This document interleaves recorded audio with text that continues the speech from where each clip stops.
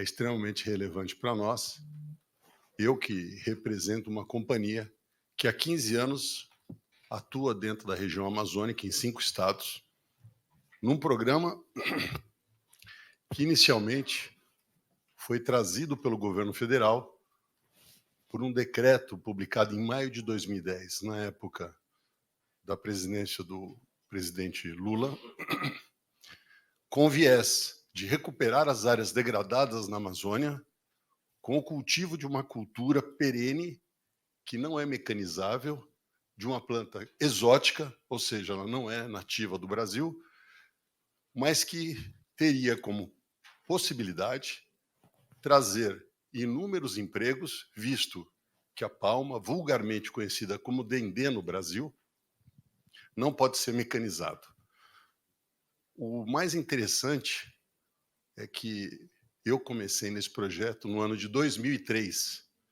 Nunca tinha ido à região amazônica, tive a oportunidade de visitar Roraima, e lá me foi apresentado um dos maiores assentamentos do Brasil, no interior do estado, uma região muito pobre, bastante isolada, visto que Roraima é o estado do Brasil que fica completamente separado pela floresta amazônica. Então, o Amazonas está aqui para baixo, e acima do Amazonas está Roraima. Nessa visita, eu fui convidado, como investidor, como empreendedor, a tentar trazer uma solução para uma região bastante desassistida, se eu posso usar essa palavra. Por que eu digo desassistida? Por um motivo que hoje foi trazido pelas manchetes dos jornais. A região do Esequibo, em 1968, deflagrou um confronto entre Venezuela e Guiana. E na década de 70, quando Roraima ainda era um território nacional, essa área foi proposta como ser cedida à Guiana para desocupar a margem do rio Esequibo, que era o pleito feito pela Venezuela na ONU. Os militares, em 74, decidiram criar um assentamento naquela região para que aí sim, através da soberania nacional de ocupação de brasileiros, essa área pudesse ser realmente defendida como um território nacional. E ali se criou o segundo maior assentamento do Brasil.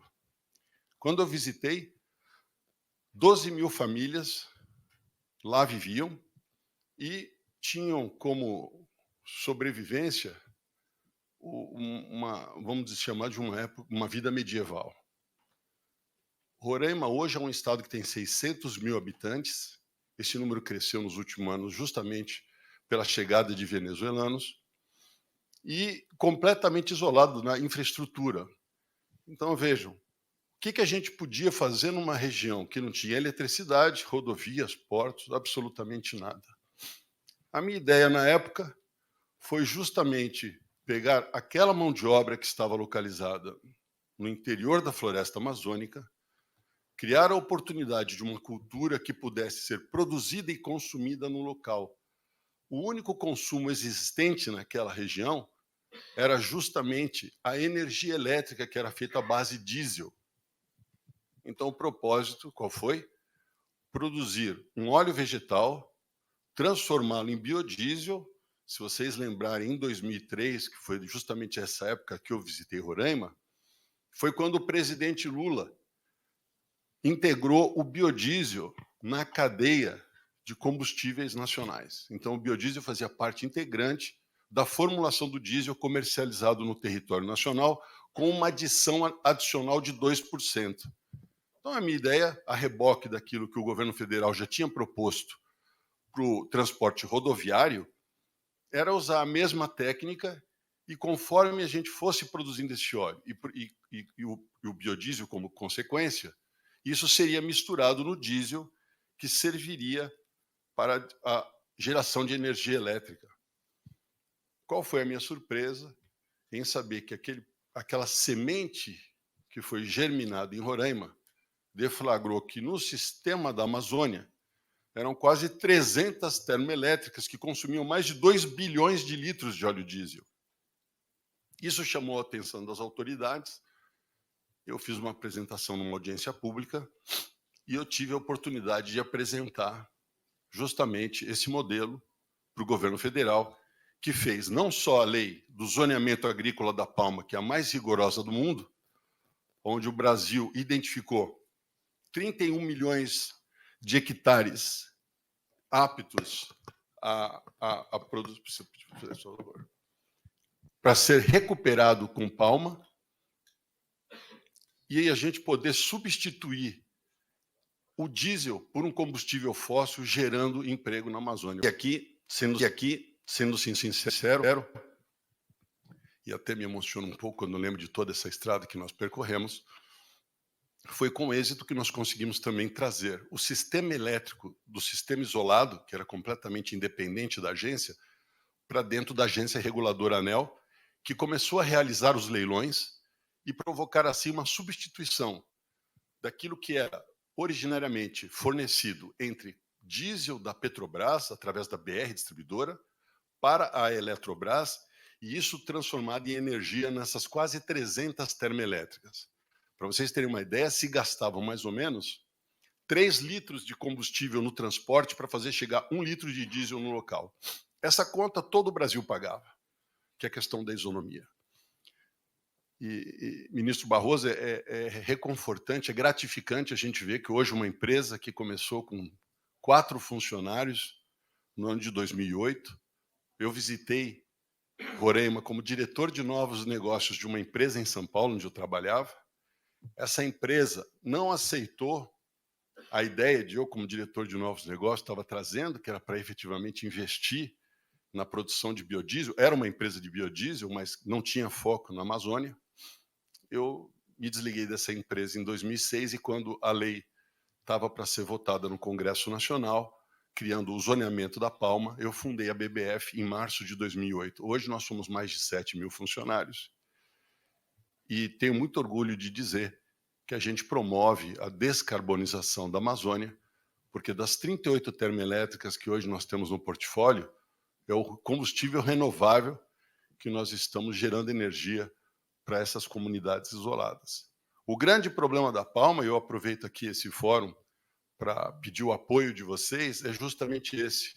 O mundo, embaixador, a Europa baniu o óleo de palma das suas relações comerciais. E por quê? Porque 90% de óleo de palma é produzido no Sudeste Asiático. E eles deflorestaram todas as suas florestas. E a origem desse óleo vem contaminada. Mas no caso do Brasil, não, porque nós temos uma legislação muito robusta. Só que hoje, praticamente, é uma voz só que fala sobre a palma, porque o Brasil é uma potência agrícola, como todos vocês sabem, e nós temos no sangue do produtor agrícola brasileiro as culturas mais de curto prazo. Então, a cana-de-açúcar se planta num ano, se colhe no outro, a soja se planta num mês, se colhe depois de 4 meses, e o milho, e tantas outras culturas que o Brasil é líder. Mas, no caso da palma, a gente precisa realmente de 4 anos e meio para começar a produzir. E quando essa produção se inicia, nós precisamos também ter uma indústria que possa fazer a extração desse óleo de palma. No caso da BBF, temos que ter uma planta de biodiesel que transforme esse óleo em biocombustível. E ainda no caso das termoelétricas, que na época que a BBF fez os bids para o leilão, nenhum grupo gerador produzido pelas multinacionais davam garantia para esse tipo de biocombustível, o que nos obrigou também a sermos os próprios donos das termoelétricas, porque não havia nenhuma empresa que aceitasse o risco de começar uma operação numa região tão isolada com biocombustível que os fabricantes ainda não alcançavam as garantias do equipamento. Mas já finalizando que o meu tempo acabou, eu acho que o grande problema hoje para que essa cultura prospere no Brasil é a financiabilidade e a gente conseguir mostrar para a comunidade europeia, americana e asiática que a nossa palma é diferente da palma do Sudeste Asiático. E nós temos condição, nesses 31 milhões de hectares, de tomar essa liderança da Indonésia e da Malásia, porque os dois países juntos têm 22 milhões de hectares plantados.